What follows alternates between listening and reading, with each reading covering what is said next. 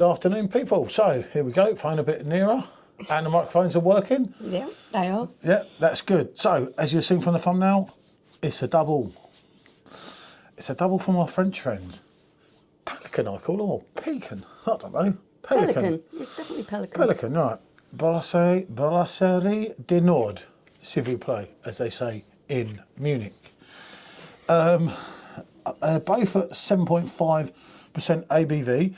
I've been fortunate enough to drink this before. Yeah, we've had this in draft, on draft. On draft, and we have had it in a bottle at some point, I'm sure, but it's the yellow peril for me.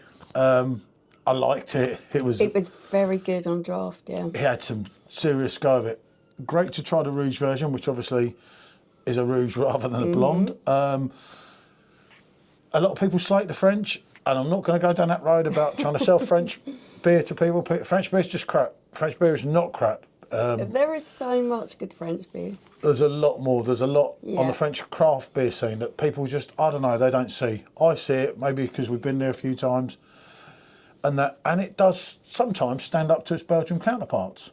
Yeah, it does. I feel that it's probably influenced by yeah, of course. Belgian styles. Whoops. Ding dong. Oh dear, and I like two Belgian glasses, funny enough. The French are a bit shy with the glasses, aren't they? The last time we was at that particular beer, we did review at some point. I couldn't borrow the glass, shall we say. It wouldn't be in my interest. She was quite a big girl. She might whack me one. So, right, I'll open the blonde in the triple of four. You want to open the Rouge? Yeah, I'll use that. Yeah, I was going to say, we'll both use that. Let's take it. Don't need to put the whole lot in. Do whatever you want with it. Okay. We'll have a bit. We can have a bit more. No. Drink up, Trig. We're leaving. Just no. You can't take her. Ooh. Hey. Rougey colour, right? So all I do, as the Belgians do, these are 660ml bottles. Yep, they're big bottles. They've been here a few months, haven't they? I've been meaning to do this for a little while now. But the date on these is 04/25, so we're in. Yeah. It wouldn't make no difference if it weren't. 05/25. These have been here since August last year. Wow. Yeah. And it was actually our anniversary. It was, yeah. And I said, get them back. And she's like, yeah, they're big bottles. I said, we'll get them reviewed the next week. They sat in the They've fridge. sat there. Oh, bubble. Oh, look at that. How fancy. Oh, I'll leave it. Right. So, what are we going to do? We're going to go on the Rouge first, No, if you want. we're gonna go we'll go on- on that first. yeah. Right, go on then. But I do rate these. You know, I mean, there's a blade keg, a mock-up of this, or is it a real keg? Is it out on the blade wouldn't somewhere? that be joyous? Not really. I got rid of ours. You got rid of ours, yeah, of course you did. Oh my goodness, no, that would be quite gutting actually. Not really. There's plenty of perfect draft alternatives. No, I don't think it is a actual keg. Malty, fruity, and a little bit yeasty. Yeasty, you get that Very yeast, don't you? nice. Just like you do. I took them out. Obviously, look at that. I took them out earlier, so. It's got that deep golden colour, lovely small bubbles there. But that to me says straight away a Belgian beer. It does. That's 'Cause because it I'm does, cold and yeah. I breathed. I know. I breathed on it. crikey. It's misted it up. It is, it's the got a bit- lacing on the glass. Yeah, that's got a bit colder here, hasn't it? I'll let you go first. Okay. I always say age before beauty, people, and it works every time. Oh, God. What can I do to there? Oh, I love that glass. And that pipette glass, if you check back on the channel, that is one of the best Belgian beers ever. And that's made by the Cash and Carry. Oh, it's very, very good. And that. if you look on It's Real Craft very House good. channel soon, he's got one of them, hasn't he? Which someone gifted him in London very recently. Yeah. I'll see what he makes Going of it. back to this. Yeah, sorry. It really is quite superb. It has a lovely maltiness, almost kind of bready. Then you move on to the fruit, which for me is apricot, peach kind of Yeah. stone fruit. But it does, even banana, you're getting a mix. It is those soft kind of But fruits. it's sweet, yet it pulls it off. It's sweet all the way through it. Yeah. Now, normally, one of these, I'm like, oh, but it hasn't got that It's that bitterness. natural fruit taste that doesn't Just become runs. sickly. It really is just a beautiful taste, and it's bold, isn't it, in the body from the alcohol. So you get that wonderful combination there. Oh, that is. Look, actually, she don't get many words right, apart from when she says how much she loves me, which isn't very often. But superb is one way to It describe is, that. that is I absolutely superb. loved it out there. I absolutely loved really the is. bottle we It's had last so time, good. and yeah, this is delivering big time. Anyone in your beer scene to not like something like that, you're doing something wrong. You know, I get it with a Kronenberg, because Kronenberg Blanc is not that a wheat beer, and it's not a lager.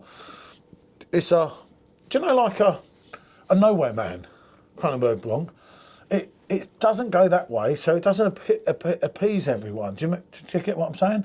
Because it's not a wheat beer, although predominantly it is, but it's not a lager. For me, it's like a wheat beer, a white beer. Yeah, but it's not got the Blanche depth of Hogarth or anything like that. Or, I think what puts people off Blanc sometimes is that predominant lemon lime taste in it, which is citrus is kind cracking. of full on. I like it in a hot country and sometimes. I like Blanc and all we're year not round. even talking about Blanc. Let's Yeah, sorry, please right, not on to it, divert right. from that drink. yeah, sorry, Really, she's really confusing lovely. me again. It doesn't take a lot Okay. to confuse her, as you know. Right, let's give the Rouge. I've never tried this, so this is a one-off. I do panic, right? Before trying this, I do panic with that. I'm being quite sweet, that this could be that little bit too sweet. This is cherry plum. Is it going along the lines of La Chauffu and everything? Ooh. Yes. Oh, I could have kept It this. for actually something. smells like it's not quite as sweet as Le Chauffu, but it's got a kind of plummy richness to it. But the cherry is predominantly there, but there is that kind of little underlying plumminess to it. Right, That is a lovely smell. yeah, straight away, cherry La Chauffu, Yeah. all day long. But And the the undercurrent Castile. of kind of plumminess, almost Yeah, like maybe a not as touch sweet. of I don't know. port plumminess. Go on, I'll let you go first. But it does smell like it's got some serious things going on in it, and this is why when sometimes you can fall out of love with YouTube, you do things like this. It's like, oh wow, what's that taste like? What's that taste like? And then you find out. Oh my goodness. Tasting. Wonderfully smooth. Just the right amount of effervescence there, just to move the flavours around your tongue. Beautiful, beautiful cherry taste. Yeah, it's cherry predominantly, and it's cherry Chauffu for me all day long. It doesn't go with the bitterness of. I prefer. Is it Castile? To the cherry one, I pig can't one. remember. Oh Pig no, the one. pig one. That's another You one. like? Well, I like all of them, but not as much as she does, though. For me, this one is absolutely wonderful. It keeps with that really natural taste and sweetness. You have got that cherry taste that is reminiscent of cherry drops from back in the day. Yeah, it does. But The for me, sweetness on it. this keeps it in a more natural feeling than that artificial sweetness. sweet Yeah. kind of taste. Has got a slight hint of plum there to it. I don't know if I'm getting plum, but it's a definite cracker. I don't know. A little bit of apple as well. I'm getting a little bit of orchard fruit there underneath the cherry as a bit of a backdrop to that cherry taste. But it's very sweet, even to the point of swallowing. As it runs through your mouth, it's sweet, then it's really sweet. Well, that's not so sweet. When you're swallowing, I'm not finding that sticky sweetness. I think that is. I find has that got the sweet, but I find balance. that more sweet, if that makes sense. Not in a horrible way, but that wouldn't actually be my thing. I don't mind it, but I much prefer this one. And it's great to try another one from the brewery, which is why we picked them both up this time, wasn't it? I say this review was meant to be done literally the end of August. So we're kind of 6 months late. I'm not a great one for sweet things if they taste artificially sweet. No, I'm for not saying me, it's artificial, but this doesn't have that kind of artificial taste to it. it does go along the natural kind of taste. It goes along your cherry shofu all day long. Which is something I absolutely love, and I'm going to say I do really like that. Yeah, I did not doubt that for 1 minute. Even when smelling it, I thought this is cherry shofu straight away. I think the problem with this style of drink is I really enjoy them, and the alcohol percentage they've got is like, only put one in front of me because you can put as many in front of me as you like, and I'm just going to keep drinking them till I drop because I really do like it. It's in the process of her dropping. What happens exactly. in between people? That's what you got to worry about. So, because I find it so drinkable, probably just the one bottle. This one for me, it's easier to savour it. Yeah, obviously they're quite warm. They could do with being, I would go warmer than what we've done. We got these out early, but remember, it's not that warm out here. Yeah, I would say probably a couple of degrees, maybe 3 degrees warmer. So if we go inside, obviously we're going to drink this, finished with this, and we've got some other things we've got to do. But then when we drink the rest of this, you'll be up in the ante inside. I think the good thing with this is you can start off that bit colder because they are that bit stronger. You're not going to be tipping these down your neck very quick. It's like buying time. You want to be sipping them, so they're just going to develop in flavour as they warm up. Two absolutely great beers. Really like them. It's a double yes without a doubt. If I was scoring here, I got my scorecard, but I'd be on a big 8.5.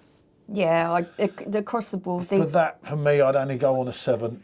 I find it too sweet. I would struggle with it. I find it sticky. I know Michelle says she doesn't, but I found it sticky the last time, and if I try again, I'll agree again. Try a little bit. But it is nice, you know. For me, it's really Moorish. Yeah, this is you all day long. It is. I think, I'm a 7. these two drinks for me are absolute perfection. I'm going to give them both a 9. Fair enough, isn't it? She's impressed with them. So, what can we say? I like them a lot. Do you like me as much? Sometimes. Oh, wow. I even brought you a gift. I know. See? I don't know what it is yet. No, because it's a surprise. That's the sort of guy I am, and there will be a live with the surprise gift, but no one's probably watching at this point anyway. So no one will know. Right. What can I say? Thanks for watching. And as it's getting colder out here, it's time we kind of I'll get cold. said bonjour and went in. Thank you.